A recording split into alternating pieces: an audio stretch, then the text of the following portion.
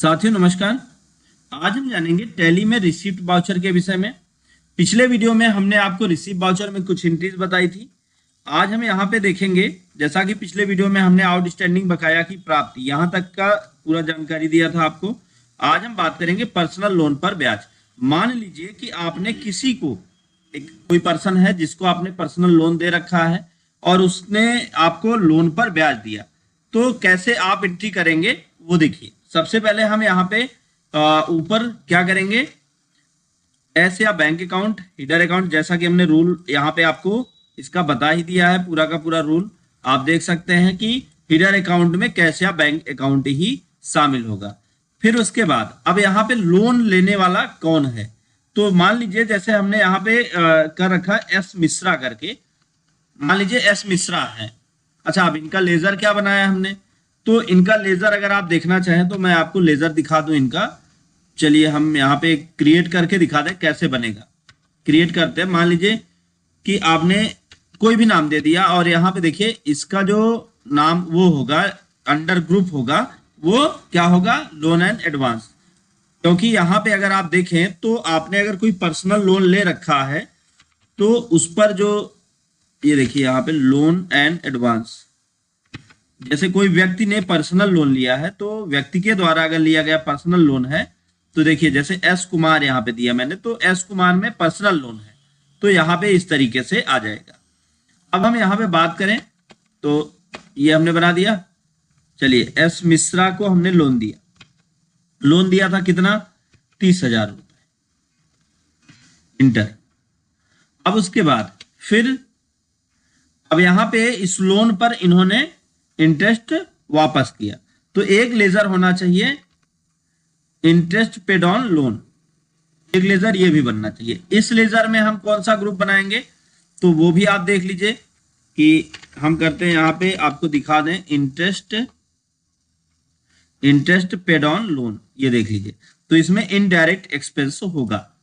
तो यहाँ पे इंटरेस्ट पेड ऑन लोन अब कितना पेड किया गया, मान लीजिए कि इन्होंने 2,000 रुपए या 1,500 रुपए पेड किया, 1,500, इंटर कैसे दिया, एस मिश्रा ने चेक के द्वारा, देखिए यहाँ पे आ गया, एस मिश्रा ने चेक के द्वारा, और चेक नंबर आप दे सकते हैं, जो भी चीजें हैं, बैंक डिटेल आप दे सकते हैं अपने हिसाब से।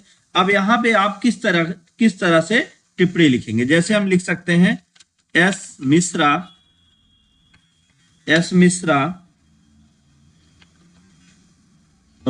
मिश्रा द्वारा लिए गए लोन, या लोन की जगह पे आप डेट लिख सकते हैं, लोन लिख लीजिए, लोन। अब जो भी डेट है वो डेट आप यहां पे लिख दें, मैं ऐसे डेट डाल देता हूं, डेट की अवधि के बीच चेक नंबर, अब जो भी चेक नंबर है वो आप डाल लीजिएगा, से लोन प्राप्त किया गया।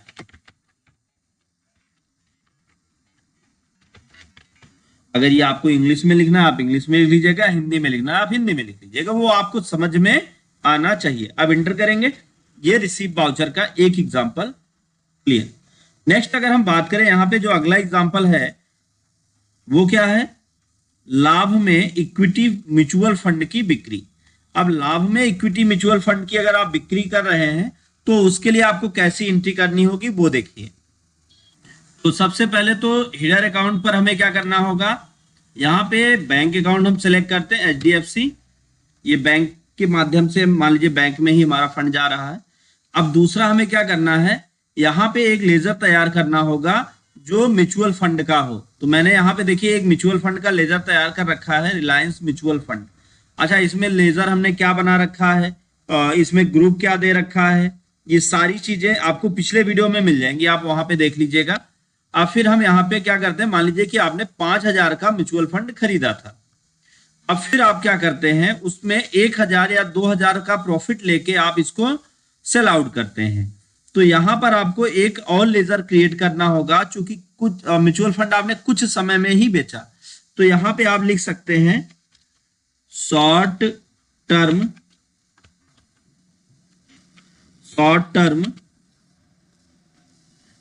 देख लेते हैं इसके लिए लेजर क्या बनेगा। रिलायंस, ये शॉर्ट टर्म कैपिटल गेन, तो आप कर सकते हैं यहां पे short term capital gain, short term capital gain. तो ये हो गया। अब फिर एंटर कर दीजिए। अब इसका लेजर जो बनेगा उसका ग्रुप क्या होगा वो भी देख लीजिए। यहाँ पे क्या है, इनडायरेक्ट एक्सपेंस, इनडायरेक्ट इनकम। तो चूंकि प्रॉफिट हो रहा है तो इनडायरेक्ट इनकम,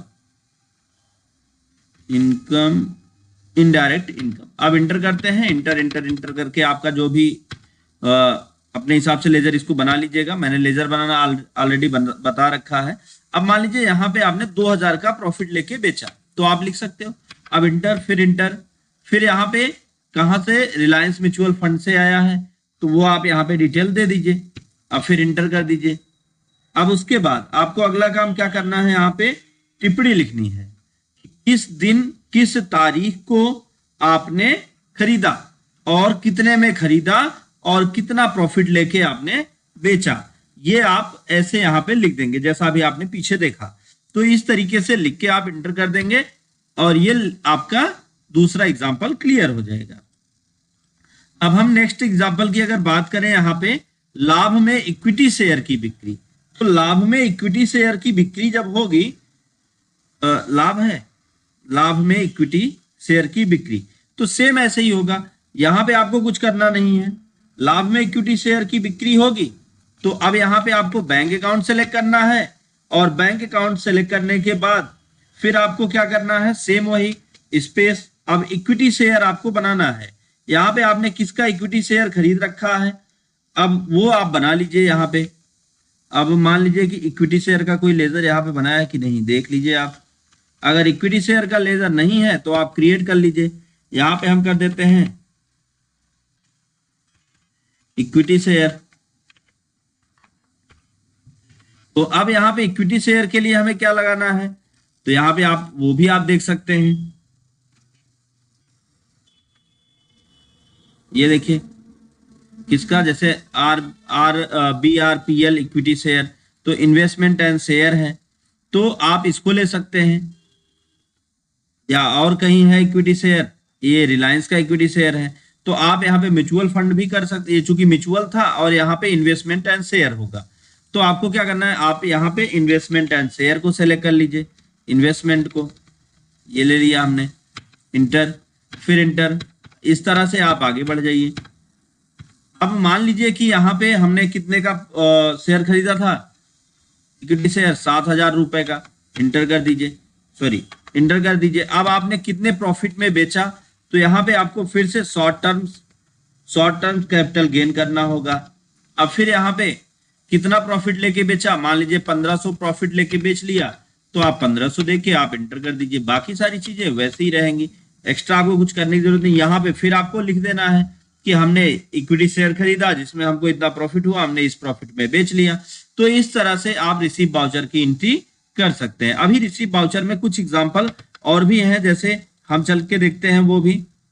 लाभ, घाटे में इक्विटी शेयर, अब जब लॉस होगा तो उसमें, तो ये 3 बचे हैं। 3 के विषय में हम नेक्स्ट टर्न पे बात करेंगे क्योंकि वीडियो ज्यादा लंबा हो जाएगा। आज का वीडियो बस यहीं तक। अगर आपको वीडियो समझ में आया हो, वीडियो नॉलेजफुल रहा हो, तो वीडियो को लाइक करें, ज्यादा से ज्यादा लोगों तक शेयर करें ताकि उनको भी नॉलेज मिल पाए। दोस्तों thank you so much video को अंत तक देखने के लिए।